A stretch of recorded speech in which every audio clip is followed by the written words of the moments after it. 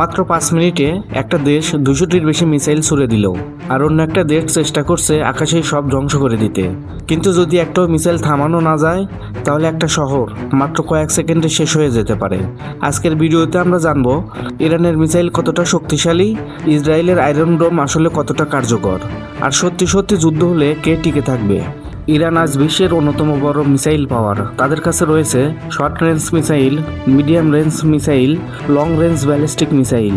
Shahed, Fattah, Sejjil এই নামগুলো শুধু অস্ত্র না, এগুলো হচ্ছে ইরানের মূল শক্তি। এই মিসাইলগুলো কয়েকশো থেকে কয়েক হাজার কিলোমিটার দূর পর্যন্ত যেতে পারে। কিন্তু সবচেয়ে ভয়ঙ্কর বিষয় হলো ইরান একসাথে অনেকগুলো মিসাইল ছুটতে পারে। এটাকে বলা হয় স্যাচুরেশন অ্যাটাক, মানে একসাথে এত বেশি মিসাইল লঞ্চ করা হয় যাতে ডিফেন্স সিস্টেম কনফিউজ হয়ে যায়। এখন আসি ইসরায়েলের সবচেয়ে আলোচিত প্রতিরক্ষা ব্যবস্থা আয়রন ড্রোন। আয়রন ড্রোন আসলে কি? এটা একটা অত্যাধুনিক স্মার্ট ডিফেন্স সিস্টেম। শত্রুপক্ষ থেকে ছোড়া রকেট শনাক্ত করে আর আকাশেই ধ্বংস করে দেয় বিশেষ ইন্টারসেপ্টর ব্যবহার করে। চলুন ধাপে ধাপে বুঝি। প্রথমে একটি শক্তিশালী রাডার শত্রুর ছোড়া রকেটকে শনাক্ত করে। তারপর সিস্টেম খুব দ্রুত হিসাব করে এই রকেটটি ঠিক কোথায় গিয়ে পড়বে। যদি দেখা যায় এটি অনেক জনবসতি গুরুত্বপূর্ণ স্থানে আঘাত হানতে পারে, তাহলে সঙ্গে সঙ্গে একটি ইন্টারসেপ্টর মিসাইল ছোড়া হয়, আর সেটি আকাশেই শত্রুর রকেটকে ধ্বংস করে দেয় মাটিতে পড়ার আগেই। কিন্তু এখানে একটি গুরুত্বপূর্ণ বিষয় আছে। আয়রন ডোম সব রকেট ধ্বংস করে না, শুধুমাত্র যেগুলো সত্যিই বিপজ্জনক, অর্থাৎ মানুষের জীবন বা গুরুত্বপূর্ণ স্থাপনায় আঘাত হানতে পারে, শুধুমাত্র সেগুলোকেই টার্গেট করে। কারণ প্রতিটা ইন্টারসেপ্টর মিসাইলের খরচ অনেক বেশি, তাই এটি খুব হিসাব করে বুদ্ধিমত্তার সঙ্গে ব্যবহার করা হয়। এটাই আয়রন ডোমের সবচেয়ে বেশি বড় শক্তি। দ্রুত সিদ্ধান্ত, নির্ভুল টার্গেটিং আর স্মার্ট প্রতিরক্ষা। এখন একটু কল্পনা করুন, যদি একসাথে 200 এর বেশি রকেট ছোড়া হয় তখন কি হতে পারে। প্রথমত, আয়রন ড্রোন অনেকগুলো রকেট সফলভাবে প্রতিরোধ করবে, কিন্তু সবগুলো না। কিছু রকেট প্রতিরক্ষা ভেদ করে লক্ষ্য স্থানে পৌঁছাতেও পারে। এর কারণ কি? কারণ প্রতিটি প্রতিরক্ষা ব্যবস্থারই একটি সীমা থাকে। একসাথে খুব বেশি সংখ্যক রকেট এলে সিস্টেমের উপর চাপ বেড়ে যায় এবং সেটি সাময়িকভাবে চাপের মুখে পড়ে। তবুও আয়রন ড্রোনের সবচেয়ে বেশি শক্তি হলো এটি ক্ষয়ক্ষতি অনেকাংশে কমিয়ে আনে, একটি গুরুত্বপূর্ণ এলাকা ও জনবসতিকে সুরক্ষিত রাখতে সাহায্য করে এবং এমন পরিস্থিতিতেও মানুষের মধ্যে আতঙ্ক কমিয়ে রাখে। সংক্ষেপে বলা যায়, সবকিছু থামাতে না পারলেও বড় ক্ষতি থেকে রক্ষা করাই আয়রন ড্রোনের মূল লক্ষ্য।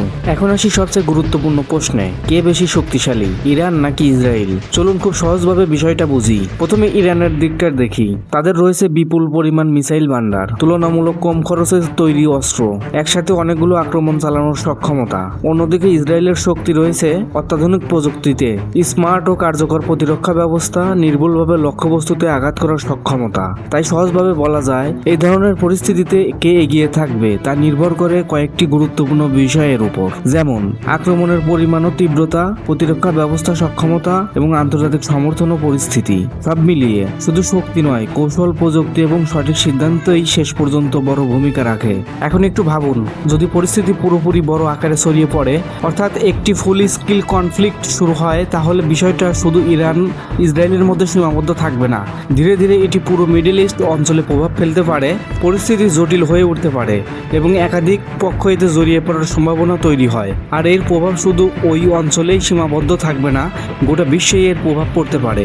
উদাহরণ হিসেবে বলা যায়, জ্বালানি তেলের দাম বেড়ে যেতে পারে, বৈশ্বিক অর্থনীতিতে চাপ তৈরি হতে পারে, বিভিন্ন দেশ তাদের নিজস্ব স্বার্থে এতে সম্পৃক্ত হয়ে যেতে পারে। এভাবে একটি আঞ্চলিক উত্তেজনা ধীরে ধীরে একটি বড় আন্তর্জাতিক পরিস্থিতিতে রূপ নিতে পারে। এটাই সবচেয়ে বড় উদ্বেগের জায়গা, কারণ এখানে শুধু দুটি দেশের বিষয় নয়, বরং একসাথে জড়িয়ে যায় অর্থনীতি, স্থিতিশীলতা এবং বৈশ্বিক ভারসাম্য। সংক্ষেপে, ছোট একটি উত্তেজনাও কখনো কখনো বড় প্রভাব তৈরি করতে পারে, আর সেই কারণেই সবাই পরিস্থিতির দিকে সতর্ক নজর রাখে। শেষ পর্যন্ত ইরান আক্রমণ পরিচালনায় বেশি সক্ষমতা দেখাবে, ইসরায়েল প্রতিরক্ষা ব্যবস্থায় বেশি শক্তিশালী। কিন্তু বাস্তবতা হলো কেউ পুরোপুরি নিরাপদ নয়, কারণ আধুনিক এই ধরনের পরিস্থিতিতে প্রতিটি পদক্ষেপেরই প্রতিক্রিয়া থাকে এবং সেই প্রভাব অনেক দূর পর্যন্ত ছড়িয়ে যেতে পারে। এই কারণে এই বিষয়টি শুধু দুই দেশের মধ্যে সীমাবদ্ধ নয়, বরং পুরো পৃথিবীর জন্যই গুরুত্বপূর্ণ হয়ে উঠেছে। এখন একটা প্রশ্ন, আপনার মতে এই পরিস্থিতিতে কে এগিয়ে থাকবে? আপনার মতামত অবশ্যই কমেন্টে জানাবেন।